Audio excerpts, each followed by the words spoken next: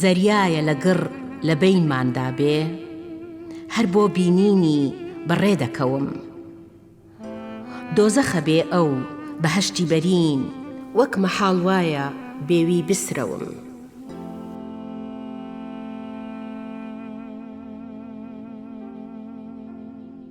بێ ئەوەی پاساو بهێنیتەوە، چاوەڕێم وەرە. دنیا دوژمنمە، هەر تۆ دۆستمی، ئەی هاوڕێم وەرە.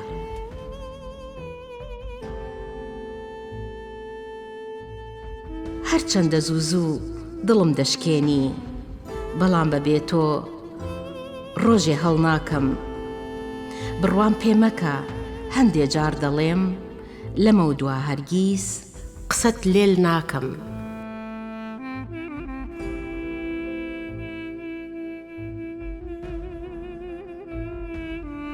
مەیم بۆ تێکە، باترسم پشکێ، دەچم پەیکەری فکر دەشکێنم.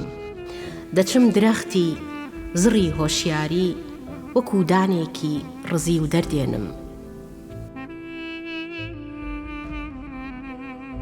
گوتیان ئەوەندە بگریت کوێر دەبی، گوتم هەر تەنیا یەک تاو بیبینم. گشت لەشم دەبێ بە چاو چ قەیدی، ئیدی نەتوانم بە چاو بیبینم.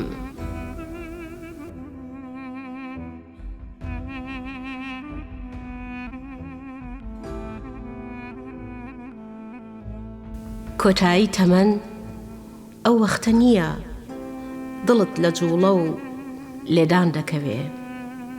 وەختێکە ئیدی کەسێ شک نابەی، زوو پێت بڵێ من تۆم خۆش دەوێ.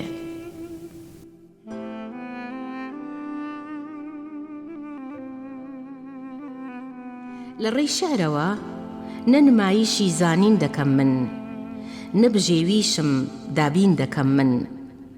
شعر نەبوایە نەمدە چەشتامی خۆشیەک لە ژین، هیچ دووریش نەبوو دەربچم لە دین.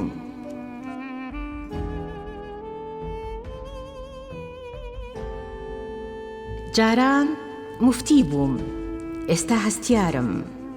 جاران زاهید بووم، ئێستا خومارم. بەو شەرابە نا لە ترێ دەتکێ، عاشق تینوێتی بە تیرێژ دەشکێ.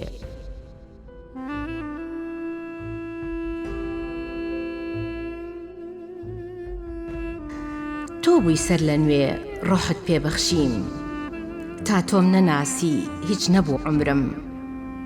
لە نێو وەهەمدا گیرم خواردبوو، گڕ بووی بەربوویتە جەنگەڵی فکرم. عشقم بە مردن کۆتایی نایە، ناوت دەمێنێ هەر لە سەرزارم. نەوەکو کێلم سەما بخوازێ، بە بێدەفمەیە بۆ سەرمەزارم.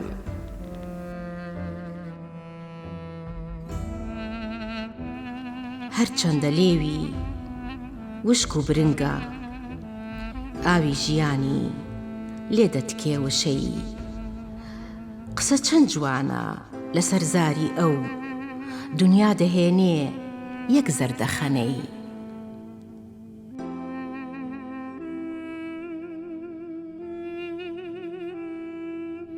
تۆ بی ترێمان دەبێ بە شەراب، هەوارمان دەبێ بە باخی بەهەشت. کە لێرەش نەبی هەر پڕن لە تۆ بناری شاخ و دارستان و دەشت.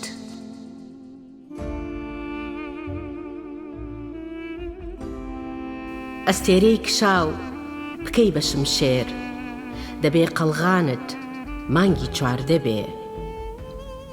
چی سۆز شک دەبەی هەمووی ببەخشە، عاشق هەمیشە دەبێ خواردە بێ.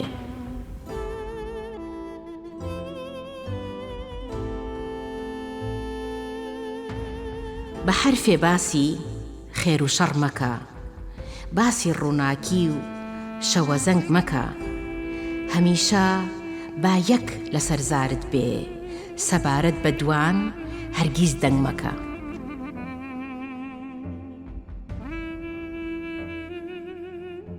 ئەو هۆنراوەیەی بە برژانگ لەسەر دڵم دەینووسی، شیعری وا جوانی پێ نەنووسراوە کەس بە پێنووسی.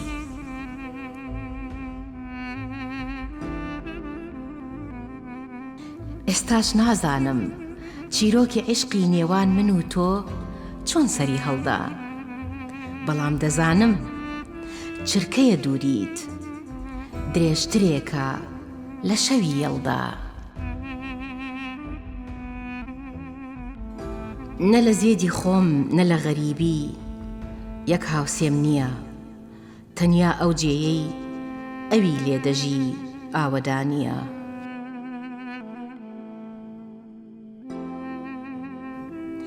لەو جێیەی بینی یەقین و گومان دیاری کراوە، دڵی عاشقێک لەسەر درەختی حەق هەڵکوڕماوە.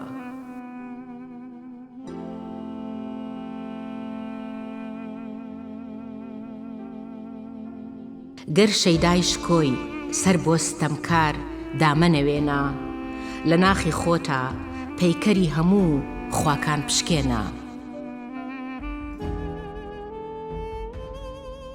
سەد هەڵەی بینی ڕووی گرێژ نەکرد، ژاری بە شەکر لێک دەدایەوە. گوتەی ئەوەندە نەرمونیان بوو، دڵی بەردینی پێدەتوایەوە. ئەی دڵ دەتوانی خۆت ڕزگار بکەی لە زیندانی تەنگ، قەفەس بشکێنە بفڕە یاخی بە لە جڵەوی بەنگ.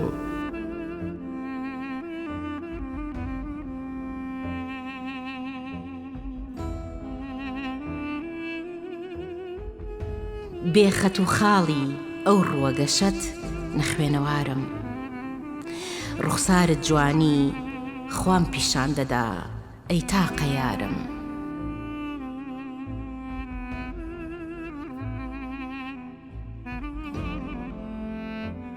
بەو عیشقە مەستم جەستەی حەلاجی کرد بە خۆڵەمێش، نەک بەو شەرابەی چەقۆ دەداتە دەست خەڵکی سەرکێش.